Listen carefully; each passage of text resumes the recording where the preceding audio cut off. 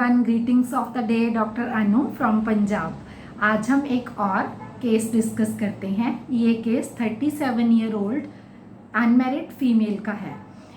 Patient ने आते ही बोला, आप पहले तो मेरी बात अच्छे से सुने, बचपन से मुझे निमोनिया हुआ था। गर्मी में जाती हूँ तो गर्म हो जाती हूँ, ठंडी में जाती हूँ तो ठंडी हो जाती हूँ, बात बात पे निमोनिया बिगड़ जाता है। जिंदगी जीने के लायक नहीं रही है। सारा दिन बहुत चिड़चिड़ापन रहता है। हरी हरी बलगम सारा दिन निकलती रहती है। जब जब डॉक्टर दवा देते हैं, ऐसा नहीं है कि उससे आराम नहीं आता, बेटर हो जाती हूँ, लेकिन जब दवा का कोर्स ख़त्म होता है फिर मुझे निमोनिया की प्रॉब्लम आ जाती है। जब कोई बता दे, जहाँ कोई बता दे वहाँ दवाई लेने चली जाती हूँ। अब होम्योपैथी का भी किसी ने बताया तो मैं दवाई लेने आ गई। सुना है होम्योपैथी प्रॉब्लम को जड़ से ख़त्म करती है और मैं भी यही चाहती हूँ।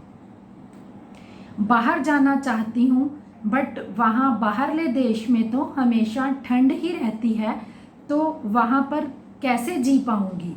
ट्यूशन कर कर के 4 पैसे जोड़े थे, लेकिन वो भी दवा दारू में खर्चा हो गए।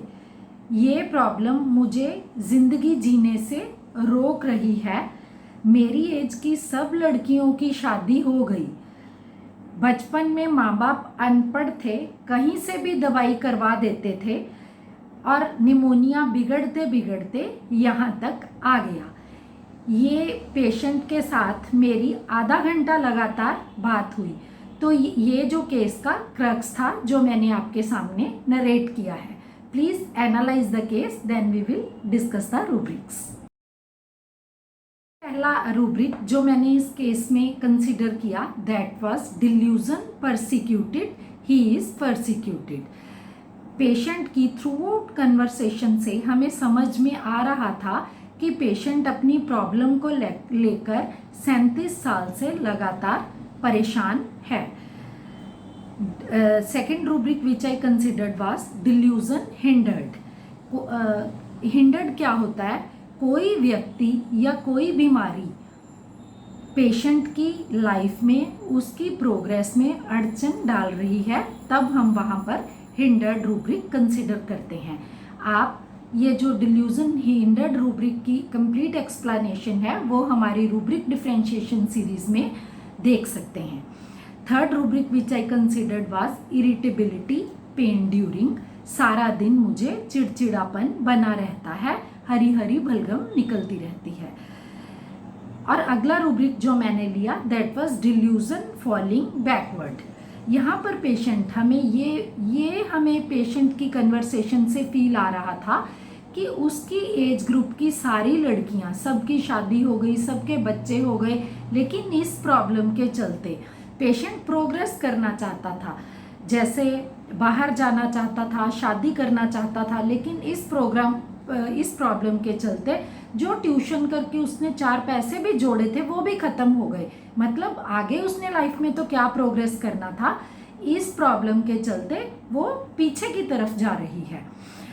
Delusion wrong suffered. माँ बाप अनपढ़ थे, कहीं से भी दवा दारू करवा देते थे, कहीं कहीं से भी दवाई लेकर निमोनिया बिगड़ के यहाँ तक पहुँच गया।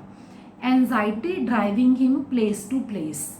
मतलब अपनी बीमारी के चलते पेशेंट को इतनी स्ट्रेस रहती है कि वो ठीक करवाने के लिए जहाँ भी उसे कोई डॉक्टर बताते हैं वहाँ जाती रहती है।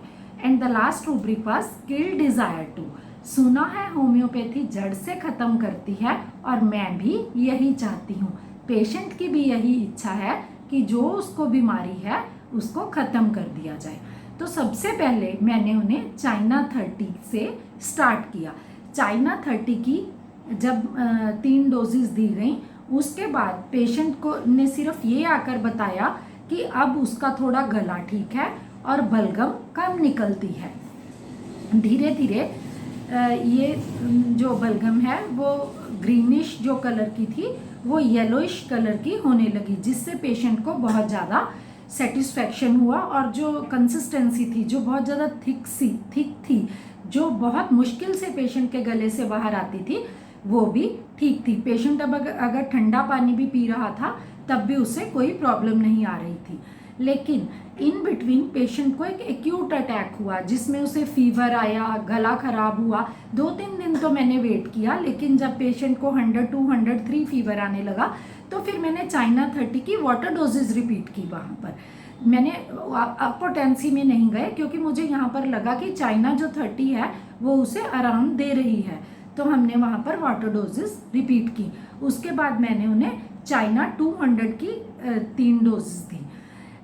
ये केस लगातार 1-1.25 साल के करीब चला।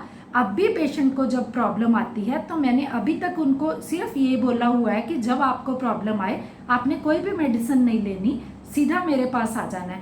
2-3 जो एपिसोड अब उनके रिसेंट निकले हैं तो हमने सैक्लेक्स से ही निकाले हैं।